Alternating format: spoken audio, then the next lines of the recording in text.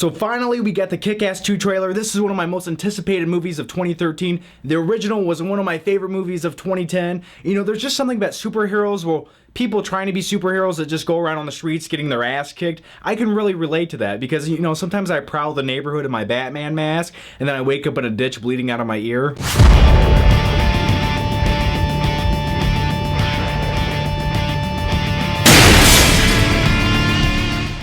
So what did we get in the Kick-Ass 2 Red Band trailer? Well, it definitely looks like Hit Girl's still going to be the star of the movie and have all the best scenes. And she's still kicking ass. You know, she's a few years older now. She's still, you know, hanging out with Dave Lazowski in the movie, who's kick-ass. And there's a shit ton more of superheroes in this movie, or wannabe superheroes. Anyway, right off the bat in this trailer, you have Hit Girl with her dirty, foul language telling Dave to take a tampon out because he can't take a punch. And, you know, I've been there. I've been hit by a woman before and woke up on the ground.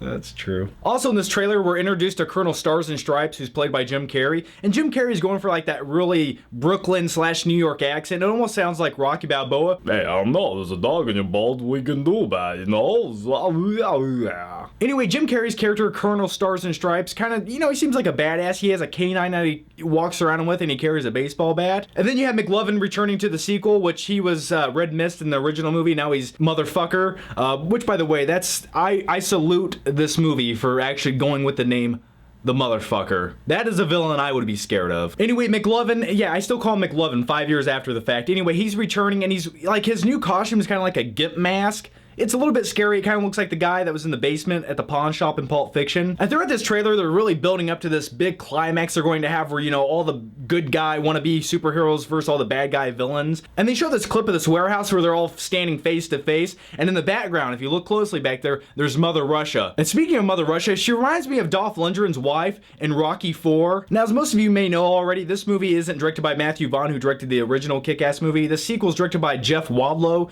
who's directed pretty much only mediocre movies that came out in the mid-2000s. One of the movies he directed was Never Back Down. And having a new director come into this movie, I was kind of scared it was going to be a little bit, you know, mediocre and watered down. But you know what? Judging by this trailer, it looks like he's kind of keeping up with the style, the visuals that were set before this movie. My only few complaints would be some of the CGI visuals of the movie, and especially the green screen backgrounds in the movie. They look a little bit off, and they were off in the first movie, so maybe that's like their thing, that they're just trying to make it look slightly bad. I don't know. But you have one scene where Hit Girl's in this like highway traffic and she's fighting some guy in a truck, and the background there just looks really fake. Kick-Ass 2 is one of my most anticipated movies coming out this year. I'm optimistic for it. It looks good so far, and the trailer was decent. So what did you guys think of the trailer? Did it look like a pretty decent sequel to the original movie? Did it look bad? Did it look good? Let me know down below in the comments.